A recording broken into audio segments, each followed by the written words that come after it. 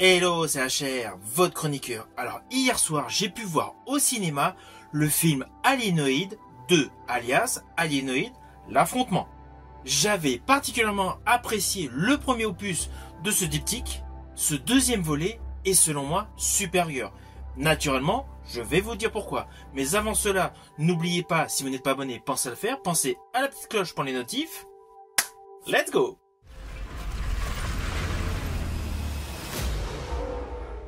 Le contrôleur est enfin de retour.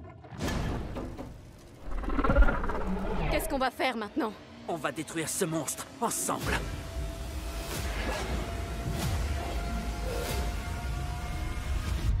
C'est maintenant ou jamais.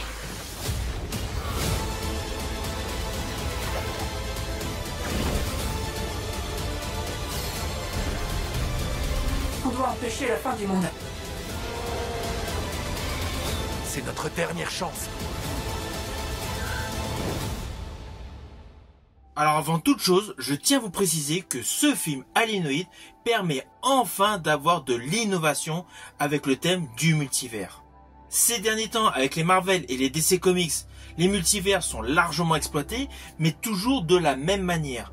Là, ce film est réellement innovant en termes scénaristiques par rapport au multivers. Et c'est également un mélange de genres. Nous avons de la SF, nous avons de la comédie, nous avons du fantastique et nous avons du Vuxiapian. Tous ces thèmes cinématographiques sont regroupés comme dans un cocktail pour le plus grand plaisir des yeux dans ce film Alienoid, qui a l'histoire suivante.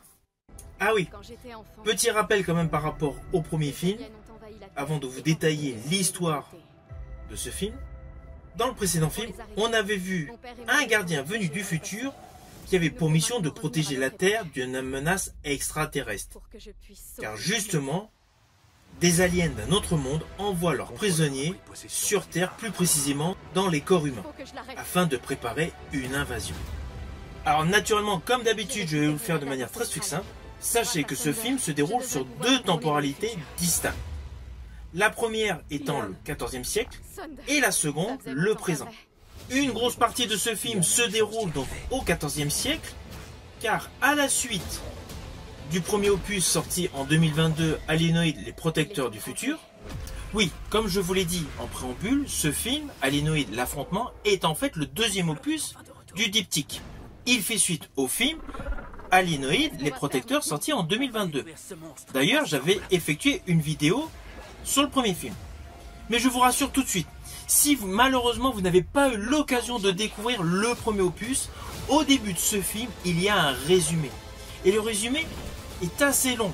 C'est-à-dire que même dans la progression de l'histoire, on a des éléments de l'autre film qui reviennent.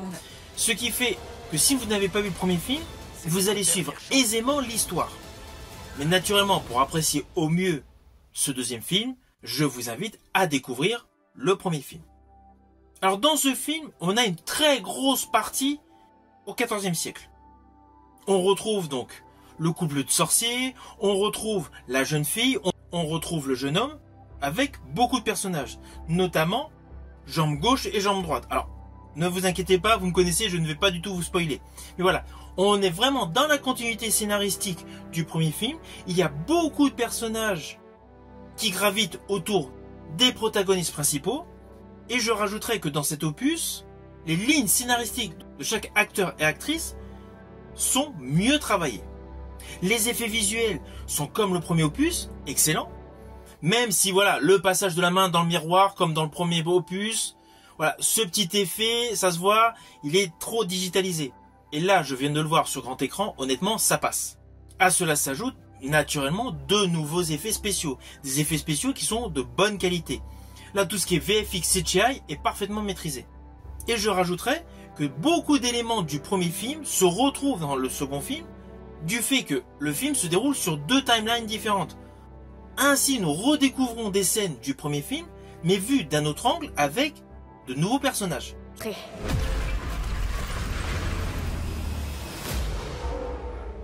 Le contrôleur est enfin de retour.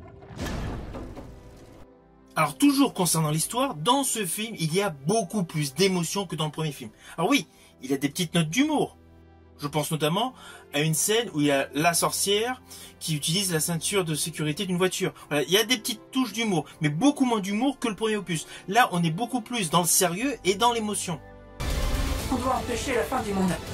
Avec de surcroît un twist totalement imprévisible. L'histoire est très bien construite et toutes les actrices et acteurs croient totalement en leur rôle. Et justement, à l'écran, cela se voit et de ce fait, cela donne de très bonnes prestations. Alors, au vu de ma chaîne, vous savez que je suis amateur de SF et de Wixapien. Forcément, ce film, mais principalement ces deux thèmes cinématographiques en exergue. Et le mélange est parfait. En dehors des effets spéciaux qui sont de très bonne qualité, qui sont même améliorés par rapport au précédent opus, tout ce qui est Wixapien est beaucoup plus développé. Alors perso, j'ai particulièrement aimé toutes les scènes avec un personnage qui est aveugle. Il y a une telle dextérité, fluidité lorsqu'il utilise son sabre, honnêtement c'est super. À cela s'ajoute également un côté épique et beaucoup de références culturelles à l'ancien temps et à notre présent. Naturellement, pour tous les aficionados de la K-culture, vous allez reconnaître des clins d'œil. Alors attention à ce que je vais dire, cela peut s'apparenter à un spoil, mais c'est plus par rapport à un détail visuel que j'ai particulièrement aimé. Dans ce film, donc les créatures sont cachées dans un brouillard rouge qui est en plein Séoul. Et à un moment dans le film, vous avez une brigade d'intervention qui arrive dans ce nuage. J'ai particulièrement aimé l'effet visuel de ces créatures avec les forces spéciales. Immédiatement, au fond de moi, j'ai pensé aux fameux Marines face aux aliens dans Aliens de Cameron. J'ai pensé immédiatement, lorsque j'ai découvert cette scène, cette séquence, à ce film mythique Aliens. Vous voyez, ce n'est pas un spoil de folie, voilà, c'est plus par rapport à un détail visuel. Je pense que Choi Dong-hong, le réalisateur, a voulu faire un petit clin d'œil à Aliens. D'ailleurs, au vu de l'évolution de son montage, de sa réalisation entre le premier opus et le deuxième opus, c'est clair, c'est un réalisateur que maintenant, je vais suivre. C'est notre dernière chance. Alors au final, c'est un film que je vous invite à découvrir. Essentiellement pour tous les amateurs de SF et de Wixapien. Le film est un bon cocktail. Dans l'univers cinématographique actuel, c'est de la fraîcheur. Ce film est totalement innovant. C'est un film que vous pouvez voir actuellement au cinéma. C'est un film que je vous conseille. Je vous dis à bientôt pour une prochaine vidéo.